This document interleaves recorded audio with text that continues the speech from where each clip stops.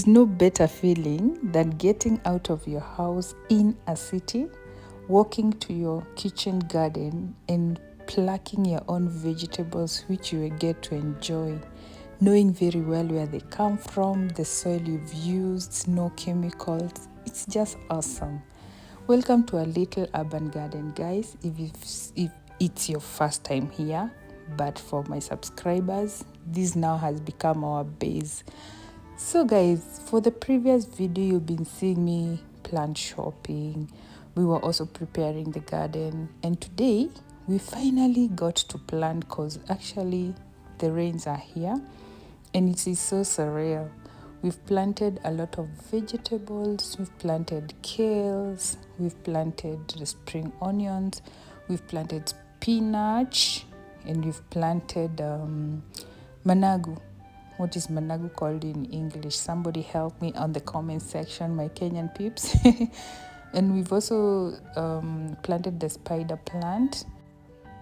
And also not forget amaranth, aka terere, for my Kenyan farm.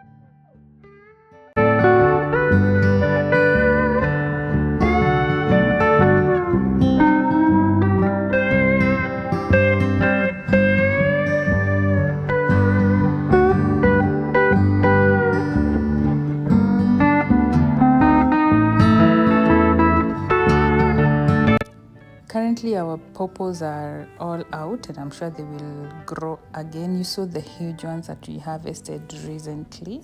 So those are the spinach plants. And today didn't rain. It's like the rain has reduced a bit, but if the rain subsides, we will be watering on a daily basis until now they are well founded, and then we let them grow. There you can see my rosemary plant, one of our favorite for meat dishes. Now guys, if I'm talking to anyone who's here for the very first time, the black stories you're seeing, these are called story gardens.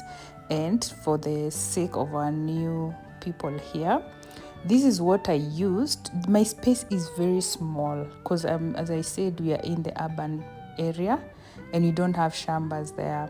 So what we do to maximize on space, we have these story gardens, and these story gardens really save on water, they save on space because you can plant so many plants in one section.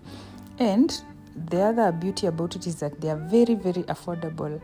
Actually, I got this message from Facebook. I have an auntie who is an agricultural officer here in Kenya, and she says that you can get all the material nowadays at the Ministry of, I think, Agriculture, if you're in Kenya, at a very subsidized rate, and they will help you to put up the garden. So guys, we do not have excuses not to grow our own crops while you're in the urban area. So I just wanted to show you a small garden tour, and you can see how the plants are doing. You can see our compost is full to the brim. Yeah, the compost is this wooden structure here. It helps us to create our own compost from the waste in the kitchen, just to ensure we have organic soil.